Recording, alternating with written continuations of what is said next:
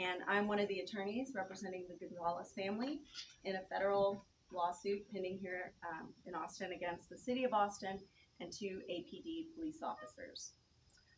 As most of you know, this lawsuit arose out of the death of their son, Alex Gonzales Jr., who was shot and killed on January 5th, 2021 in an APD officer-involved shooting. We're here today to provide the press and the public important updates on recent events in the case, and to provide a briefing on case-related information that can finally now be shared with the public. Allow me to give you our agenda for the press conference. First, you will hear from Elizabeth Gonzales, who is the mother of Alex Gonzales Jr. She'll spend about 3 to 5 minutes giving you her perspective on the case information that we'll be sharing with you today. Then we will hear from Dawn Puckett, who is the lead attorney in this case, representing the Gonzales family. Dawn is going to play you about 5 video clips and then also share some important briefing with you. And overall, I think his presentation will be maybe 15 minutes. After that, you'll hear from Mrs. Gonzales again, and then we will open up questions to the press. Afterwards, Dawn and Elizabeth, as well as myself and other members of our team, Mr. Jeffrey Hines, will be here for most of the afternoon to answer any other questions that you may have. And with that, I'd like to hand it over to Mrs. Gonzales.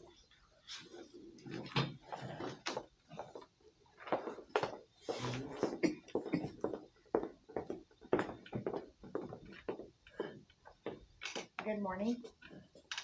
As you know, my name is Elizabeth Gonzales. I want to start by thanking all of y'all for being here today. I want to thank the press and all the citizens of Austin for continuing to honor the memory of my son, Alex Gonzales Jr., for the last 3 years. Going back to January 5th, 2021, the day my son Alex was shot and killed by APD, ever since that day, my family has been asking the same simple question: what happened? What happened? Waiting for the answer, such as a basic question, has been hard for me and my family. It has been excruciating and painful. I'm sorry. It has been. I'm sorry. It's been very hard and painful. I'm not knowing what happened. What had really been the hardest part. That is what made it so difficult for me and my family to begin the healing ourselves for the loss of our precious Alex. In the public appearance and the statements over the last 3 years, I've heard that y'all have heard the anguish in my voice. Y'all have heard the anger in my voice and in the words that I say. But today, I want to let y'all know I have found a way how to begin to heal.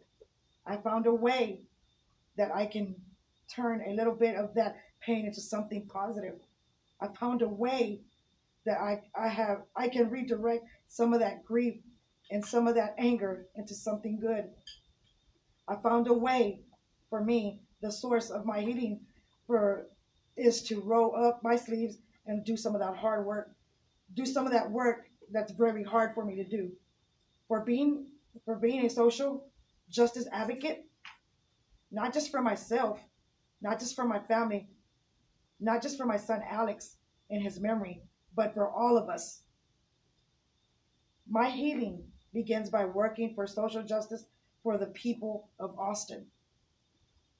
When my son Alex was killed by APD on January 5th, 2021, Austin Justice Coalition has been there for me and my family. AJC has stood with us and supported us every step of the way, and I thank them for that. I really do.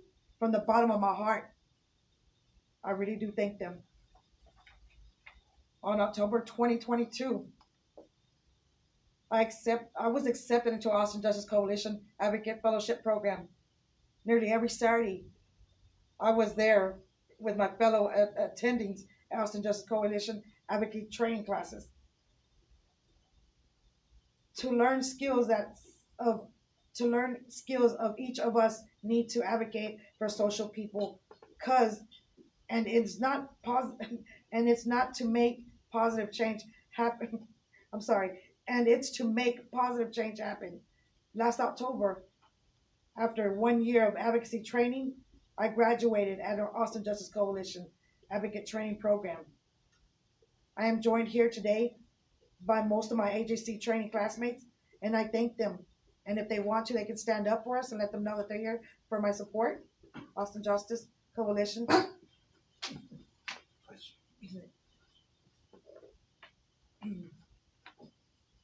And at the end of this press conference, I will announce a call to action for the citizens of Austin. But first, I need to introduce you to someone, which is my lawyer, Don Pluckett, of the Divine Law Firm. And he is the lead attorney representing our family in the federal civil rights, because we have filed against the city of Austin and against and responsible. I'm sorry, and against the responsibility about APD officers. I am so proud of my legal team that Don has put together. I am so proud of the work that they are doing in my case to help my family and to help the citizens of Austin and to learn the truth about what happened. With that, I will turn things over to my attorney, which is Don Pluckett, and I'll come back and talk my second round.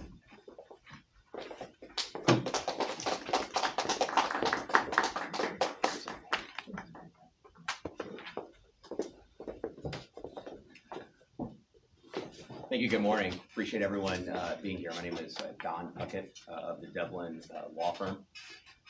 And as some of you may know, a couple of years ago, I had spent about 20 years doing patent litigation, kind of science and technology practice.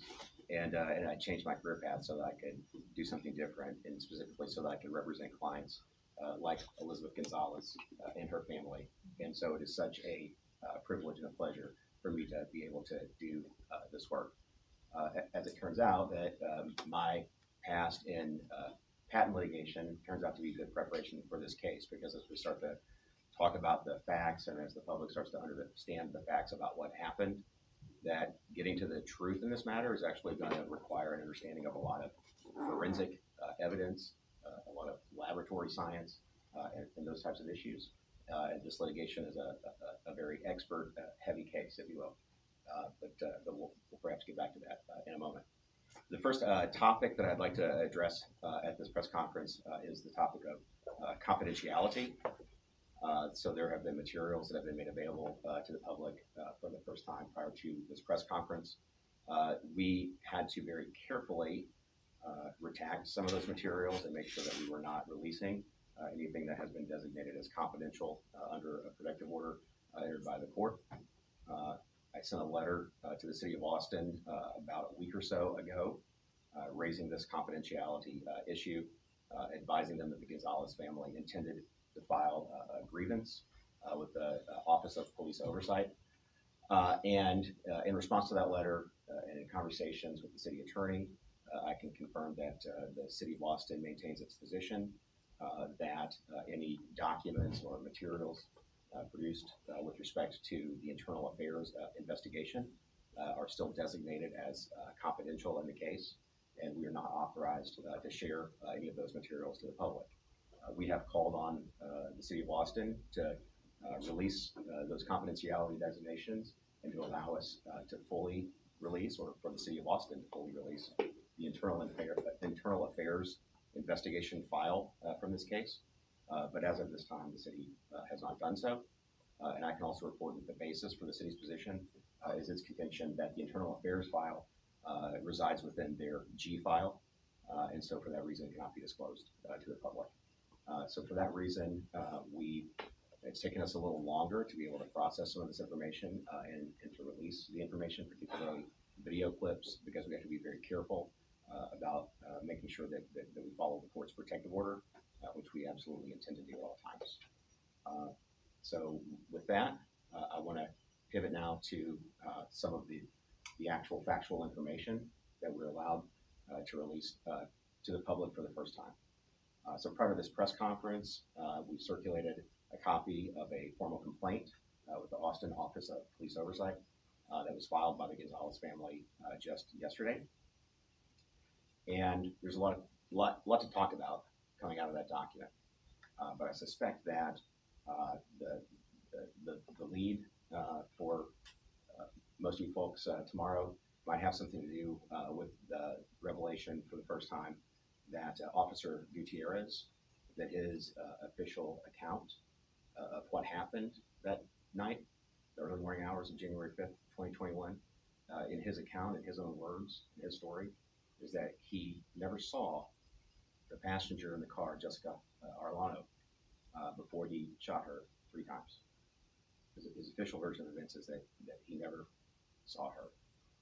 And I think that just the revelation of that bare fact is going to take a little time, perhaps, for members of the press, the public, to wrap their mind around a little bit. What does that mean exactly? What do you mean he didn't see her before he shot her? And so what I want to do at this press conference is play a series of 5 clips for the recent deposition. And the reason that I want to play the particular clips that I'm going to play here today is because these involve testimony that isn't captured on the deposition transcript. It's not captured in the words, because a lot of what's happening in this deposition testimony is visual. He's being asked to demonstrate his body movements, and so this is the kind of testimony that has to be watched. It won't come through on a deposition transcript. So if you'll give me just a second to get my computer back up, I'm going to play the first of 5 deposition clips that I'm going to play today.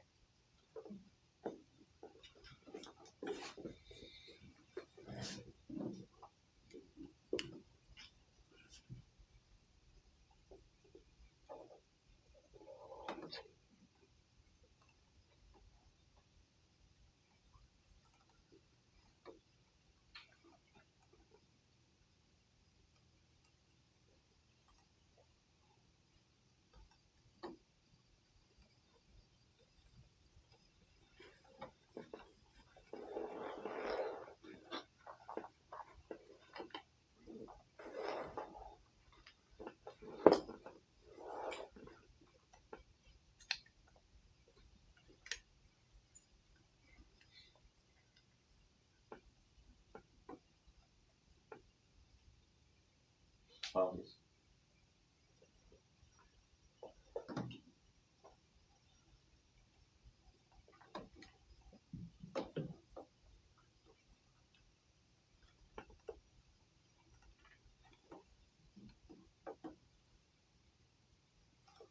You shot Alex Gonzales, you saw him, right?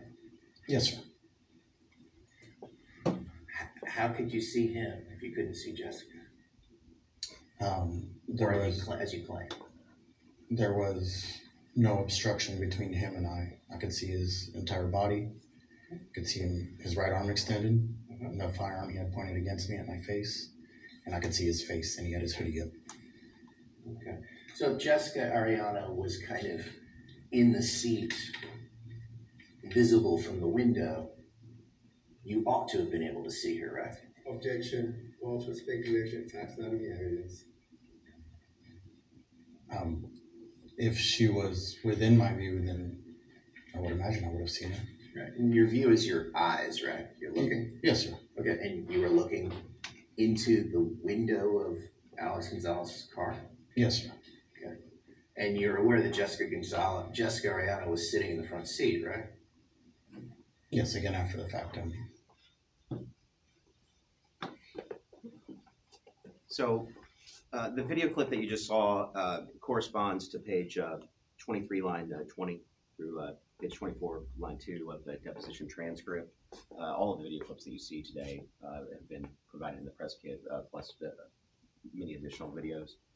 And so what you just saw in that clip was what you'll see sort of over and over through the deposition transcript and some of the clips that we see, which is that. Can you get actually in front of the mic to tell us yet? I'd like to hear what you have to say. So the clip you just saw, Mr. Gutierrez was given an opportunity to describe his version of the events. And then after he described his version of the events, was then confronted with a fact that was alleged to be inconsistent with those events or his description. And in this particular case that you just saw, that fact was Jessica. When you described the events, you forgot about Jessica was sitting there. So that's what you just saw. Now in this next short clip that you're about to see, again, the attorney questioning here is Mr. Jeff Edwards. He's the attorney for Ms. Arlano. So in this short clip that you're about to see, it's a very short clip, but there are three important things that are going to happen fairly rapidly in the next clip that you're about to see. And in particular, this is where about halfway through this clip, where the physical demonstration aspects of what you're going to see become very important. Okay.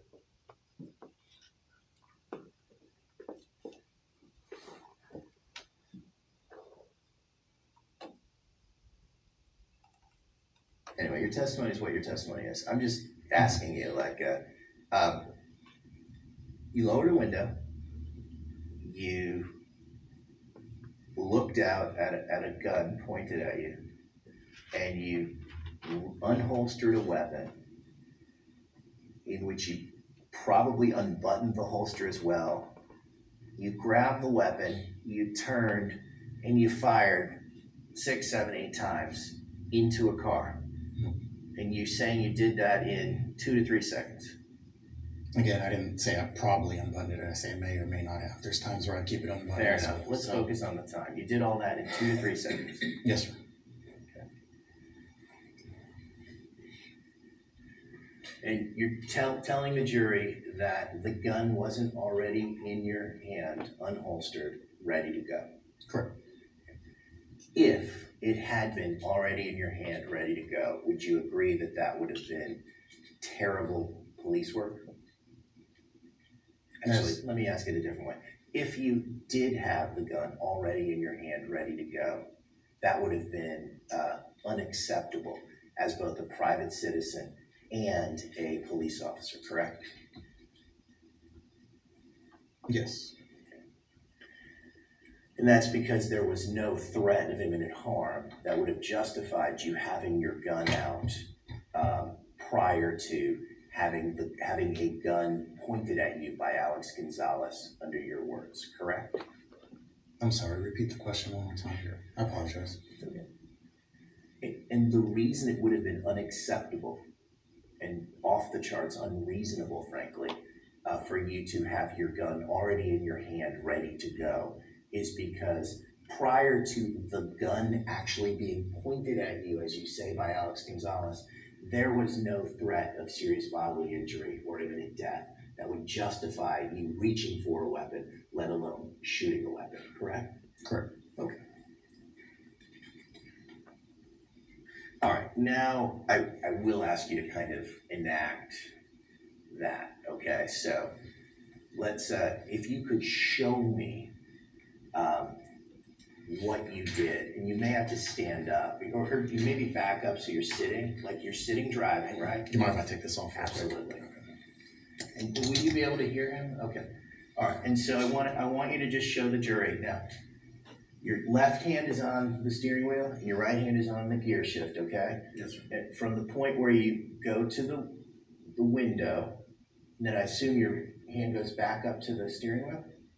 Again, I don't recall at what point I hit the window. Well, let's start with hit the window, and then show me what happens, and just show me exactly what you see, what you recall doing. Okay. Okay. So, hand on the steering wheel. Okay. Right hand on the wherever I keep it here on the shifter. Gotcha. All right. So I look over. Oh shit! Grab my weapon. Boom! Boom! Boom! Boom! Boom! Boom! Boom! Boom! Boom. Okay. Now, could you do that again? Yes, sir. Hand on the steering wheel. Go to the window. Okay. Okay, and then shoot. Boom! Boom! Boom! Boom! Boom! Boom! Boom! Boom! Boom. Okay. All right. Would you do it one more time? Hand on the steering wheel. Well, Go to the window. And then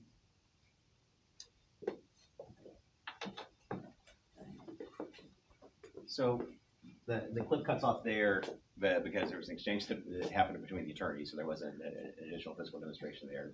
Actually kind of a humorous exchange. But essentially in that short clip, what you saw were three things. The first was what attorneys sometimes refer to as a lockdown, or sort of getting the witness to commit to a certain version of events, particularly with respect to the timing, what happened within a short window of time. The second thing was then that the witness was confronted with a particular fact, and that is you shouldn't have drawn your gun prior to this, right? And then the third thing that happened was this sort of this lockdown, if you will, or giving him an opportunity to give his version of the events again, now with a physical demonstration. So those three things are very important. We'll turn now to the next clip, and this kind of goes several hours forward in the deposition. Mr. Edwards had finished his questioning, and at this point I had begun my questioning.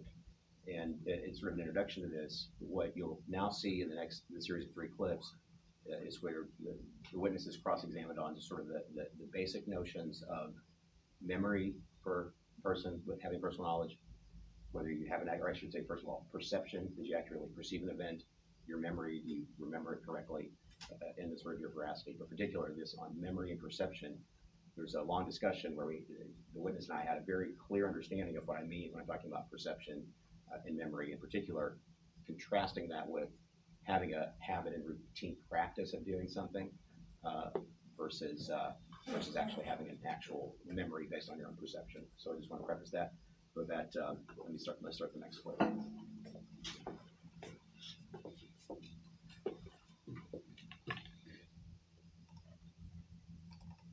Well, let's go back to this idea of you turning it into your own apartment complex. So we're back on Wickersham, within this little window where window of time where Alex comes up, pulls up next to you. Can I ask you for a moment to just to put your hands out as if they're on a steering wheel and just demonstrate for me as Alex is pulling up to you in this time period where you say that you were about to turn it left into the apartment complex. Can you show me, as best you recall, what your hand movements would have been like? Did you actually turn the wheel? Like as if I would have been turning into the complex? Yes, sir. Okay, so just usually have one hand on the wheel. I would have just turned it to the left. Okay, you usually have one hand on the wheel, and so you would have turned it to the left. But that's all your habit and your routine practice. That's not what you actually remember, right? Correct. And you don't actually have a memory as to whether or not you turned the wheel left or not. Is that fair? Correct. Okay.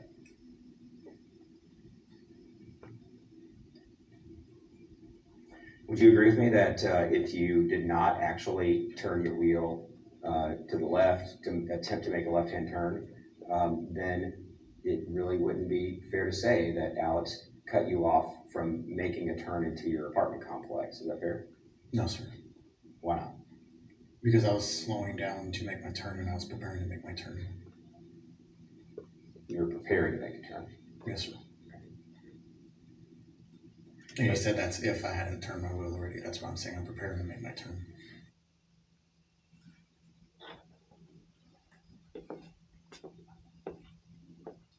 So one of the 5 specific grounds that we point to in the complaint that was filed with the Office of Police Oversight was we have asked them to investigate whether he previously provided a false description of the events by describing it as a road rage incident, in particular saying that he was cut off as he was trying to make a left-hand turn into his apartment complex. On the next clip that you're about to see, this is where, again, cross-examining him on very small particulars of those movements. This clip is a little longer than the others. I think it runs about 10 minutes, but I think it's very important for everyone to get to understand the events, and so that's what you're going to see here.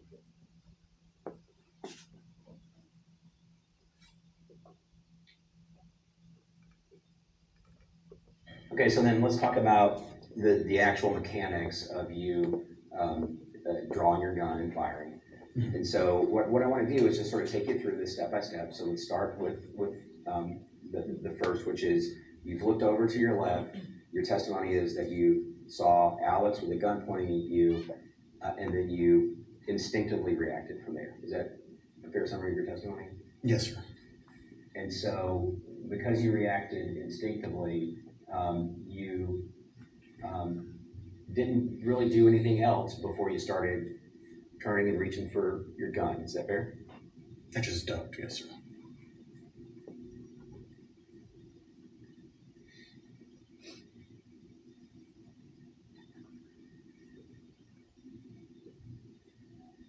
So, you said it was possible that you may have not have rolled your window down until after you saw Alex with the gun. Is that right? So when I saw Mr. Gonzales with the gun, the window was already down.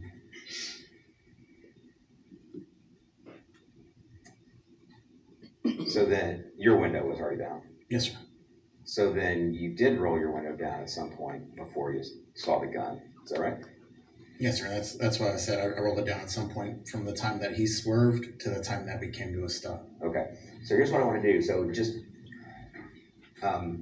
as best you can recall from your memory, I want you to take me through the steps of what you did next. And let's just sort of take it one step at a time, okay? So you've perceived Alex, you perceived him pointing a gun at you, your instincts kick in. In terms of your body movements, what's the next thing that happens? Okay. So we're at the point that he's swerving, or we're at the point that I'm looking over and there's a gun at me? Right? We're at the point now where you look over and your testimony is that there was a gun pointed at you. Okay. So in terms of your physical movements, what do you remember doing next? I remember ducking, saying, "Oh shit," grabbing my gun. Okay, let's take it one step at a time. I just want one at a time. I'm sorry. So the next thing the first thing that you would have done after your instincts kicked in, the first thing is you duck. Yes, sir. Or you start to duck. Begin ducking. Okay, and then as you begin ducking, if you could just sort of illustrate for me sort of how far you duck before the next thing happens. Okay, so as you're ducking, then what? I grab my firearm, and then I point it. Okay, wait, so we're doing one step at a time. So the next step was you grab your firearm. Yes, sir. Okay, at this point, the firearm is still in the holster. Yes, sir. Okay, and is the strap on that holster? I don't recall if it was buttoned or not. You don't recall. Okay.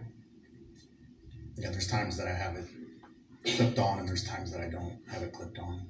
And so since you don't have a habit or a routine practice on that point, then you don't have a memory. Is that what you're telling me? Correct. But where you do have a habit or a routine practice, you've been testifying that you remember stuff, right? Some of it. So you don't know whether there was the strap was buttoned or not. So you grab your gun. Did it come out of the holster cleanly? Yes, sir. Didn't have to fumble at all? No, sir. There was no resistance or fumbling whatsoever.